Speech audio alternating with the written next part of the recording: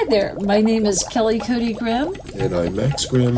And we are Creative Actors Lab. What we want to do is just talk a little bit about how you can bring creativity into your everyday life. And hey everybody, it's Kelley. And Max. And we are back for another podcast. And actually the inspiration for this came to us last night.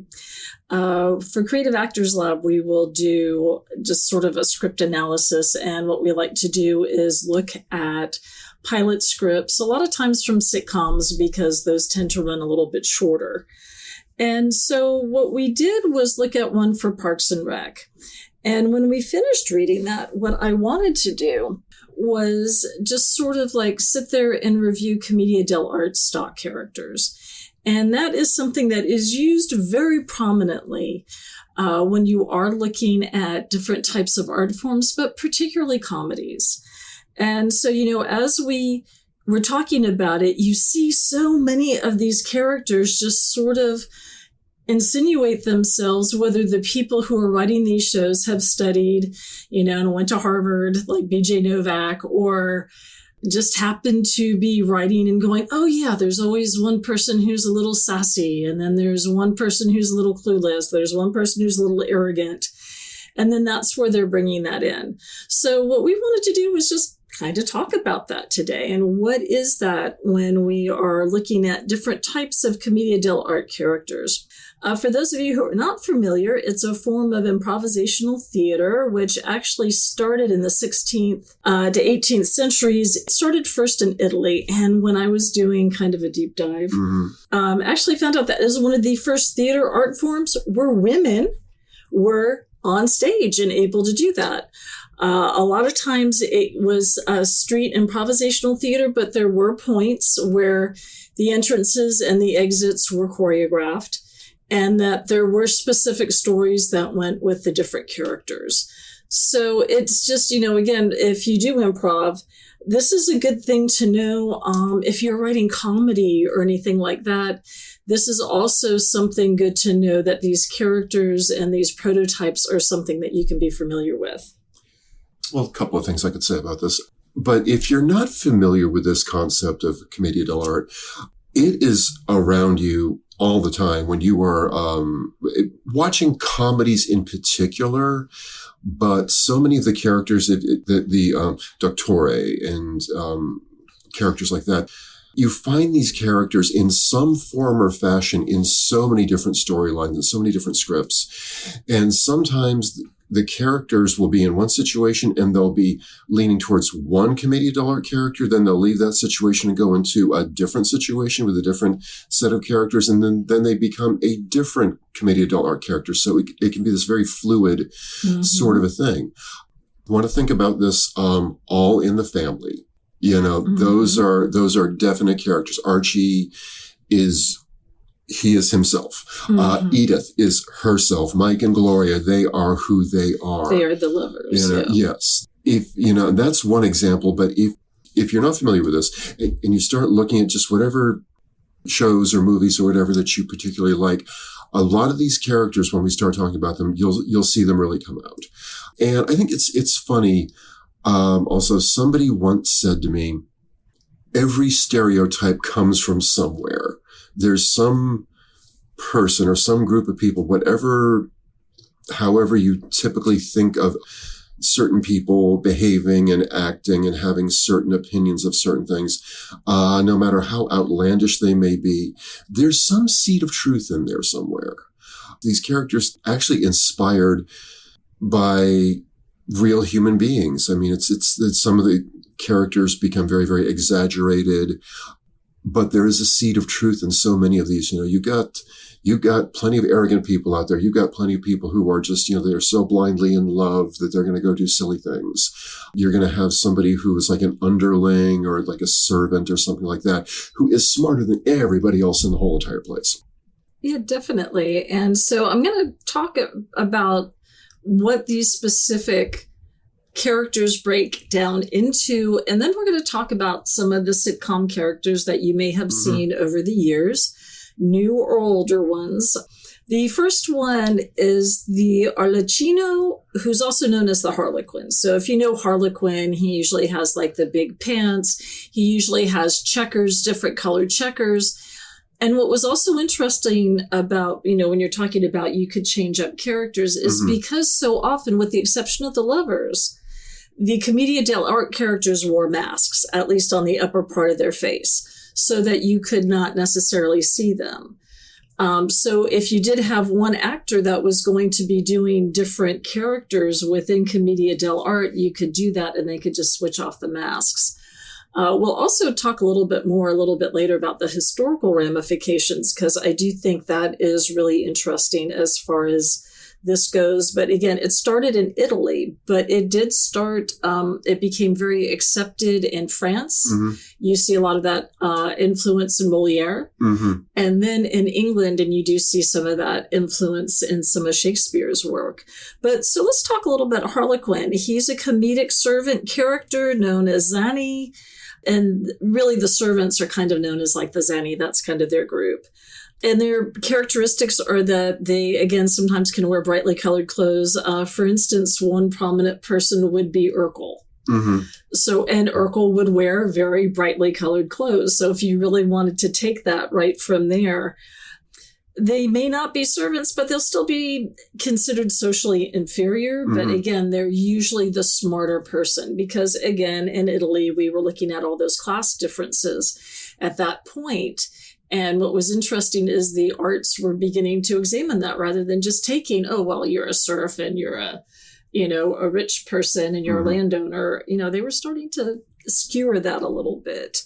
So yeah, Steve Urkel from Family Matters is one of the best examples of that in his physical comedy. But then you will also see like Screech in Saved by the Bell, Jake Peralta in Brooklyn Nine-Nine.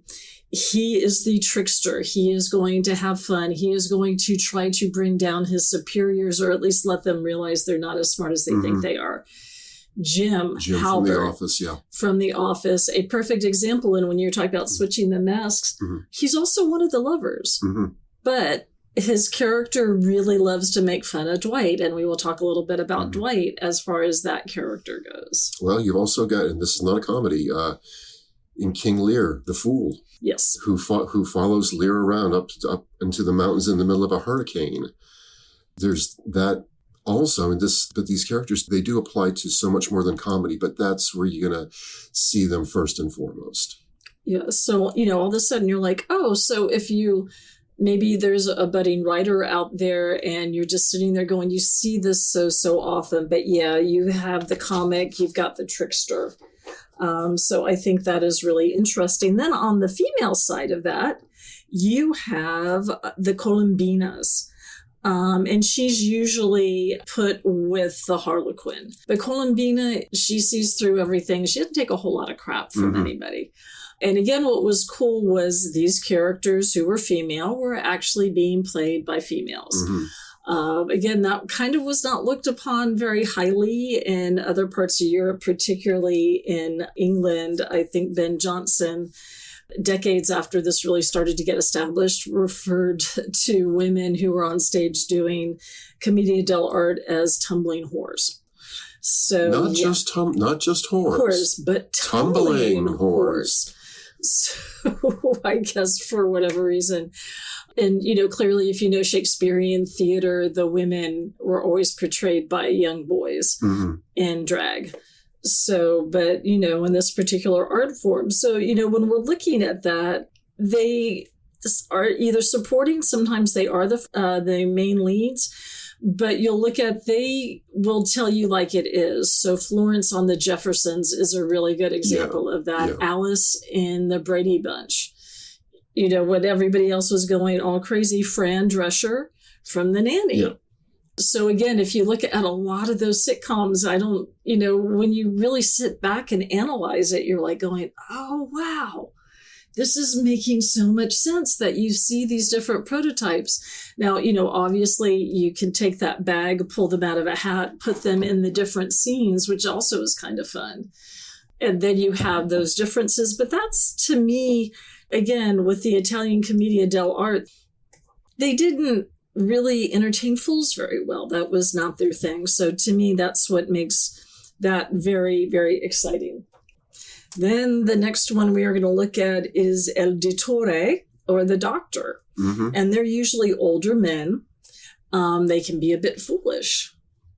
A bit of a blowhard. Yes. They can be, one example that I saw on one website used Hugh Laurie as Dr. Gregory House and House. So he womanized, he had addictions, and he was very open about that, very, very arrogant. Jay Pritchard from Modern Family would also fall into this because, smart guy, wealthy, marries somebody who is just a few years older than his own daughter. Mm-hmm. And if you've watched Modern Family, that didn't go over with Claire too well. So a few things went over with Claire too well. Yeah. But, some of the other examples that they have here, which I thought was really interesting, is many adaptations of Sherlock Holmes. Sherlock Holmes, very smart guy, but if you know the books, he also had a cocaine habit. He was a mess. Yeah, he was a mess outside of being brilliant. I loved Sherlock Holmes as a kid. It was actually one of my favorite. Batman and Sherlock Holmes were like my two favorites when I was a kid. And then you started reading into Sherlock Holmes, and it's like, Dr. Watson would come in with morphine and things like that. And when Sherlock Holmes was not on a case, he did not have it. He was not a happy camper. He needed that mental stimulation of figuring out, who did what, and the deductive logic. And, for all of his brilliance, he was a very flawed character. I tend to think also, just because I was looking at this recently, Polonius from Hamlet is kind of a bit of a blowhard who really likes to hear himself talk. Yeah, he would fit into El Dottore, the doctor. That's another one. And again, Hamlet ain't a comedy, kids. In case you don't know, there's not a whole lot of yucks and guffaws in the production of Hamlet. That's something else. You do see, and I'm not going to wax all Shakespearean on you, but you see a lot of these characters in some form or fashion in all over Shakespeare. And again, they'll go into one scene in one location with one particular group of people, and they can be one of these characters or some kind of a derivation of one of these characters. And then they'll leave that scene and then go into a different location with a different group of people who are dealing with a different set of circumstances that they have to find solutions for. And they become another character of the Commedia dell'arte sort of troupe. Mm-hmm. What also is interesting is that he's usually the father of one of the lovers. Mm-hmm. So the Isabella or the Annamorata. He's the guy that also is going to have the fun being made of him as like the dad who's out of touch. No, you can't go out on a date with him. That is not going to work. And, again, we still see that now. Back then it would have been, he's not a landowner or things like that. Now it's like, no, he's not good enough for you. Well, why, Dad? Well, because I said so. Romeo and Juliet. Yeah, definitely. So again, a lot of it's comedies, but we do start to see it seep into other art forms. And, it is fun when you can sit down and look at it. I mean, one of the things also with Colombina and something like Cheers, Carla will definitely be that. And you might even see, I don't know if you're talking about the older blowhard. I think there's another character, but Frasier might also kind of come into this. He had his moments. Yeah, definitely, as far as Cheers goes. Now, when he was in with that, but, he is the older guy, and he's just trying to keep a lid on things, and he has got his own agenda. Yeah. Next one we are going to look at is El Capitan,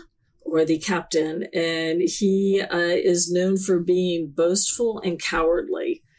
So again, that is kind of like a fun dichotomy to sort of play. Oh, I've worked with people like this. This has nothing to do with actor, nothing to do with theater, nothing to do with any of that stuff. I've worked with these guys, and it's just kind of like they'll walk into the room and you know what's going to come out of their mouth before the lips even open.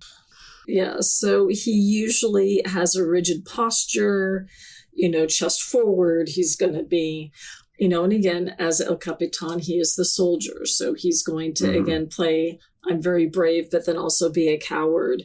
And he doesn't usually understand that other people do not hold them in high regard as they do themselves.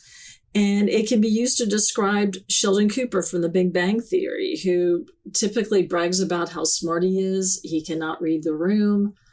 And it's kind of fun when you do see him get outsmarted, because it's like, okay, arrogant characters definitely need to be brought down. We see that in real life. If you can bring down, it just feels good to watch these guys get knocked down a few pegs. I mean, to be perfectly honest, and we're all human beings, and you see this arrogant, swaggering, blowhard, I'm in charge of everything and I know best. And then when they get taken down, it's just, let's be honest, it feels good. Yeah. It's Schadenfreude. Yeah. Exactly. Exactly.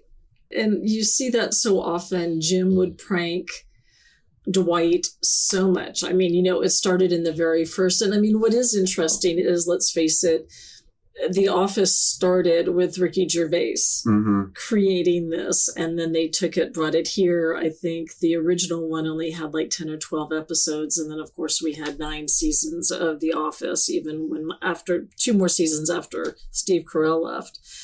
But yeah, no, Dwight just fancied himself as quite smarter than everyone else. He was very detail oriented. He didn't trust Jim. What was interesting, though, again, if we look at different prototypes, and we'll talk a little bit about the lovers, which I definitely think Pam would sort of fall into as well. But she's also a strong female character. Just the fact that Dwight eventually learned to trust her. And then you also had Michael. And Michael, who might also be considered like the doctor, because he was an older guy. He thought he knew more than he did. So he could sometimes be outwitted and by Jim. But what I thought was very sweet in both cases of both of those characters is when it came to Pam, they really had a great deal of affection. And she was always the person who was trying, we've talked a little bit, that may be a separate podcast, as managing the 100-acre wood. But if you had all this craziness, I would say out of everybody, Pam was the Christopher Robin, trying to keep all the madness at bay. Well, yeah. And I think particularly if we look in the world of Commedia dell'arte, you did see her just trying to keep the craziness. So she tried to keep the trickster and El Capitan from really going at each other. What is interesting is there was that one point where Pam's boyfriend, Roy, went after Jim when he found out that Jim had come on to her, and he came in, and Dwight actually protected Jim by spraying him. And that, if you know The Office, like a pepper spray. Like a pepper spray. And it was just kind of like Jim was very surprised that Dwight did that. But Dwight had like all these little things and just in case anybody came in and did nunchucks and daggers and pepper spray. Yeah, he would just bows and arrows and he would keep all that stuff there. So in that case, rather than being a coward, he actually showed himself to be quite brave and quite capable. But there were just so many other times where he was very easily outwitted because his own arrogance wouldn't let him see that, maybe things aren't going the way that they were supposed to. Sheldon the same way. And, eventually Sheldon, when he did meet someone who was his intellectual equal, you did get to see that softness. So they did soften him up a little bit. But yeah, and then you had, the lovers also in The Big Bang Theory as well. So again, as you're kind of like looking at all these different prototypes, you do see that go from each show to each show. Now, this one the other day when we were talking about it, this absolutely tickled you. Yes. Which is Pantalone. And he is considered the gritty old man, and at times he can be the fool. And his defining characteristic is greed. So 2 of the pictures, and I'll show you for those of you who are looking, 2 of the pictures that we have right there is Eugene Krabs and then Logan Roy. Which that just cracks me up. Yeah. But you know what? Also on The Simpsons, Mr. Burns. Yeah. Mr. Burns. Yeah. He fits, they all 3 definitely fit into that. I am greedy. Logan Roy, not on the comedy side as much as you would have Mr. Krabs, Sponge Bob. If you've listened to us before, particularly me, I am a huge fan of the show Succession and Brian Cox. And all of that. And also, as we're sitting here now, I guess Sponge Bob Squarepants has been on the air now for what? I remember our kids watching it when they were little, so it's got to be at least 20, 25 years. I'm thinking 15, 20 something. It's been on, SpongeBob has been on a long time. Mm-hmm. And the characters in SpongeBob also, they fit into a lot of the stuff. And Mr. Krabs, I just remember in particular this one episode where he brought in like this claw game, this claw grabbing game, and Squidward became addicted to it. They brought in this game, if y'all know what I'm talking about. It's one of these arcade games that's it's like this glass box with a bunch of, stuffies and toys and tchotchkes and whatever. And then you've got to sort of like manipulate this claw to grab one of these things and put it into, this hopper. And you have a certain amount of time to do it. And Squidward's going, this is stupid. This is dumb, whatever. And then he tries it one time and then he goes, well, this machine's not going to outsmart me. I'm going to go and do it again. And Mr. Krabs just goes, me work here is done. Mm-hmm. There's so much commedia dell'arte in SpongeBob. And I'm now working with people who are in their 20s, like our own daughters are. I'm listening to all these young people who they grew up on SpongeBob. They still watch SpongeBob after all these years. And there's such a lot of commedia dell'arte in this in particular. And if I may say, for as much as these characters can be found in so many different storylines, it was originally done just out of comedy and some broad comedy. And I just will say how I originally, back when I was in school taking this improv class and we got into the whole thing of the commedia and the different characters along the way, there was this improvised thing they did, the class I was in. They did a piece called Commedia del Fart. And you had the lovers. So mature. Oh, yeah. And you had the lovers, and they were going to run away and then be in love and live happily ever after and all this sort of thing. But in the meantime, you had, I forget if it was the Doctor, or I think it might have been El Capitan. He comes in and he's boasting and about, what he thinks is best for everybody. But at the same time, he's just passing gas like crazy. And the lovers are literally choking and all this sort. So, all I can say is you get two young kids in love and a guy with gas problems. All I can say is hijinks ensue. So it was that sort of a thing. And you had these characters who they were such stereotypes, but the people who came up with this must have been doing something right, because it's hundreds of years later and we're still using this stuff as storytellers. Well, I think we get back to the whole universal truth of human behavior. And so those prototypes don't go away, whether you're an artist or whether you're just somebody who is a student of human nature and human behavior. Yeah. You are going to have those people that money. And then you're going to have those people that are just going to roll their eyes and go, oh, are you freaking kidding me? I got to take this guy down a notch. Then you're going to have the blowhards, that are going to sit there and love to hear themselves speak. And I had a boss who he literally was that character. I mean, he would call these employee meetings and he'd just get up in front of us all and just yammer about how clever he was for literally 45 minutes with people's, eyes are rolling back in their head and saliva dripping out the corner of their mouth. And it's oh God, when is this blowhard going to shut up? But this guy was a living commedia character. So, those are the things. And, again, as artists, that's what we want to touch, are those universal truths. That is why, and that may be another podcast, but Mr. Bean appeals to so many people because there's this innocence of him getting into the trouble that he does, but it's genuine and it's sweet. And anybody of any language can watch that and they get what's going on. It's innocent. The character is innocent. He has no bloody clue what he's doing. He gets himself into these precarious situations and somehow or other he finds his way out of them. But it's always interesting to see how he finds his way out. And it's not because he's in tow. It's not because he's just this kind of, I want to say, character. But there's a bit of the idiot savant in there as well with a character like Mr. Bean.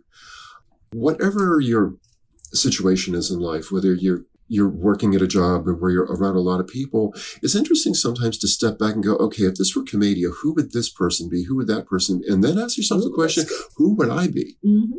Get honest with yourself. And am I switching masks during the day? You most likely, yes, you are. Because you do have to, if you're good at reading the situation, you would be doing that. You would have your eyes and ears open and, keep your big mouth shut, except when it's time to say something. Mm-hmm. And it's like, what character am I playing now? What character, in my life, because all the world's a stage and the men and women in it merely players. Absolutely. Which character am I being right now? And get honest with yourself. Mm-hmm.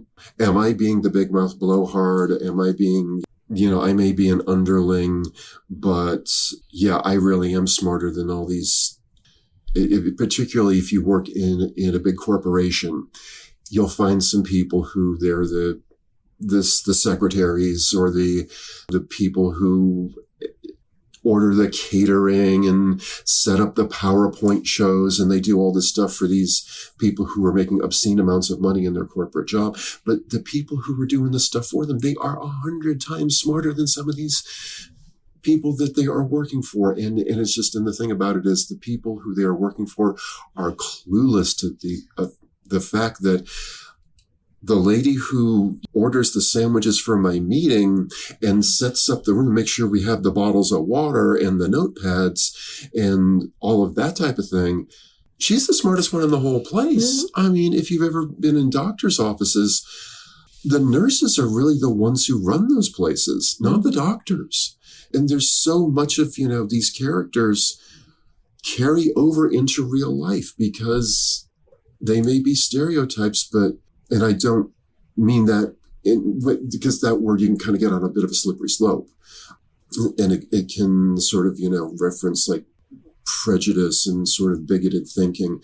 But the fact of the matter is these characters, they come from somewhere. Some person or some group of people inspired some of these characters, and some of their characteristics, quite frankly, are not all that flattering. Well, again, when we're talking universal truths and universal personality traits, mm-hmm. greed, a pantalone is going to be across all cultures. Yeah. It's not just strictly a European culture. So, and some other examples of, the greedy older guy, is Mr. Potter in It's a Wonderful Life, mm-hmm. J.R. Ewing in Dallas. Definitely. And also Ebenezer Scrooge in A Christmas Carol. Big time. He is pantalone with all the pants. But what is nice about him at the end of A Christmas Carol is you see that character change. Yeah. And when you can see now, a lot of times Commedia dell'arte, it's worth it not to sometimes see the characters change or see the lovers overcome what their obstacles are. But at least I will say in A Christmas Carol, it is satisfying to see him change. Yeah. And lastly, we have the lovers. And again, they are the ones that a lot of times are driving the story, and they may be the leads, and the other characters are either trying to help them or, again, trying to stop them. Mm-hmm. But, some examples, again, would be Jim and Pam in The Office, and then, of course, Ross and Rachel in Friends. Mm-hmm. But, again, like you're saying, is Romeo and Juliet has those lovers, mm-hmm. but there are also comical characters around them because, as you've stated before, in every comedy, there's some tragedy. Every tragedy, there's some comedy. Yep. You got to be able to break that up. And Hamlet, you do have the actors. Mm-hmm. And people like that. So there's, some sense of comedy that Hamlet can sit there and go, oh, here, this is mm-hmm. what you need to do as far as being a good actor goes. Those characters, they kind of give the heart. And what is interesting, like I said, with all the other masks, the lovers generally do not wear masks. Mm-hmm. They are very genuine. They are open. They are literally wearing their hearts out on their sleeves. So again, they're the people that usually have to overcome the most obstacles to be able to find their true love or to get past Midsummer Night's Dream. Yeah, to get past your pantalone and your El Capitan and your Dittore. Again, a character like Florence or the nanny, they're going to try to help you get where you need to go, as well as Harlequin mm-hmm. character. The trickster is going to try to trick these other characters that are getting in the way. and try to bring that to some good conclusion. So again, not only sitcoms, but I will bet you if you were to sit down with rom-coms, you would see a lot of these characters in rom-coms as well. I did want to reference just again this influence, and one person's name that I thought was really cool was Lucrezia di Siena. And she is I know, isn't that a beautiful Italian name? Oh my. She was referred to as the first documented actress in Europe. Because again, before that, it was all guys. It was guys in drag. And then by the 1570s, they did try to ban women in Italy, but by the end of the 16th century, women were on the Italian stage. They just went, nope, women can do that. And then it became, by the early 17th century, it did start to become a little bit more scripted. If you do happen to know people in improv groups, there are more. I know Second City, a lot of times what they would do was just take suggestions from the audience at the beginning, and then they would, before the curtain went up for the first part of the show, they would take and then create sketches quickly out of that. And then also, I don't know if they still do that. Then, before intermission, they would do the same thing and create that. So it was a little bit like that. And then it became very popular in France. So you had Moliere used a lot of, physician in spite of himself and things like that. So you can imagine that lead was a Dittore right there. So if I may say, when it comes to Moliere, Tartuffe. Yes, is probably that is the probably most popular piece of commedia dell'arte that there is. I remember I was not in the production, but they did it in my college. It's a formula. The characters are like a bunch of ingredients in a recipe, and they just, for 400 years or whatever it is now, it still works. It still works. They're still using it. And again, street theater was also a form of protest, something I also didn't know. When Napoleon invaded Italy, one of the ways that people resisted was the commedia dell'arte characters could do that because they had masks on, so he didn't know who was making fun of him. Yes. And then he banned commedia dell'arte in 1797. But of course it came back. But it's just very interesting that was an artistic form of political protest, because you could say these things as a Pantalone, or, El Capitan could be pretending to be Napoleon. One interesting little fact that the British did, their propaganda was Napoleon was not as short as the British made him out to be, but they made it out like he was a lot shorter than he was, so that he would be diminished. So I thought that was kind of interesting. So it was a little bit of, fake news propaganda. Well, also comedy was so broad and so ridiculous in some instances that if they ever were politically, called out about things, if they ever got in trouble with that, it's like, oh, come on, we're just being silly. We're just being ridiculous. There's nothing here. Come on, we're not serious. So it's, they're being actually very serious. But, you can get to people, you let down their defenses through comedy. And I mean, when you look at something like Saturday Night Live, which has been around for a really long time and has had that juggernaut of making fun of multiple presidents from Gerald Ford. Hopefully they'll be back up on the air soon. But, to now, you can do that from comedy and people will remember that more, I think, than from drama. They love jokes. People will tell jokes over and over again. You'll also see commedia dell'arte characters in opera buffa. So in comedic operas, very, very common, again, because a lot of opera is Italian. So you will definitely see that. And then I just wanted to close with some prominent works that have commedia. The Tempest by Shakespeare. Love, yes. Yeah. It's funny. I was actually just thinking about The Tempest just a couple hours ago. But anyway. Yeah. And then Moliere, Scapia the Schemer. A Servant of Two Masters is also another good example. Mozart's Don Giovanni has a lot of those characters. And then I was actually watching, they had one on this website that had Charlie Chaplin. And Charlie Chaplin, a lot of his characters were based on commedia dell'arte, the physicality of the Harlequin. And I was like watching, it was a silent movie of him trying to get out of a lion's cage. And there was actually a lion next to him and he tried to go out. And then there was a tiger that got in his face. And I'm like, these guys, we should talk. That should be another podcast. About the silent era and Buster Keaton, because those guys. Buster Keaton and Harold Lloyd were amazing. They did some things that were just absolutely bat crap crazy. And again, Commedia dell'arte characters doing that, but the physicality, and it still plays over 100 years later. Well, let me just close out with this one thing. You just made me think of this. I remember this was before we got married. Probably, I think my favorite date we ever had in our pre-marriage days.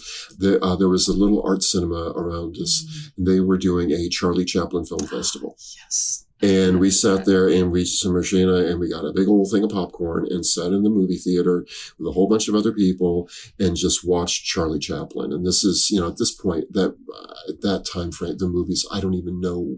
I'm not even sure how this would have been You would have been 80 years. Yeah, some of these would have been 70, 80 years old, and watching Charlie Chaplin do the Great Dictator. I remember one of him being a mechanic of some sort and actually going, trying to fix this thing and being like dragged through the cogs of a machine with a giant wrench. And there was so much he did. And that really influenced a lot of the scenes in Monsters, Inc. If you go back and you look at some of these silent movies, aside from the fact that there's so many inspirations that come from Commedia dell'arte into those things, again, this is one of these things. At this point, these movies are over 100 years old. And I got to tell you what, folks, they still play. Mm-hmm. Harold Lloyd, if you look at some of his film clips from back then, I mean, you'll still gasp. And go, oh my God! How did he not die? Because there wasn't stuntmen back then. Yeah, they did it. The point of this whole thing is like, if you look back, this stuff is still being used today. It still works, and I mean, it's like Shakespeare. I mean, it's 400, but 500, you're getting close to 500 years old. The stories still ring true, and it's the same thing with this formula of the Commedia characters. It's still being used. It still works. And if you have resources and you're trying to create a story, if you have resources, use them. Exactly. So, hopefully we've given you something to think about. And just as you're sitting there and streaming, whether it's ghosts, whether it's only murders in the building, because you have both of those two older men, but they are very different. They're not, I wouldn't say they are Pantalone or Dottore, but it's very interesting how that all works. Yes. I would say Mabel is definitely Colombina. Yeah. Yeah. So, just kind of sit back and go, oh, this is a tradition that was started in Italy and sometimes was used to point out to the authorities where they were falling down. But again, it still works. It still plays. There's those universal truths of the personality traits that are always going to be funny and work together. Yep. But anyway, guys, thank you so much. We appreciate you being here. I hope this helps. I hope, again, as I say, if you know of anyone who would find this helpful, please share it with them. Subscribe, support us as best you can. Honestly, just paying attention and allowing us to come up with stuff that is hopefully helpful to people. It's what we do. Mm-hmm. So thank you guys again for listening, and we will see you next time. Thanks, guys. Bye-bye. We appreciate you guys tuning in, and keep in mind that you can catch us on our social media, Creative Actors Lab on Instagram and Facebook, and by the same name on YouTube. And for more on what we do, you can go to our website, creativeactorslab.com, all one word. Thank you for listening. Stay curious, make art, not war. Much love until next time.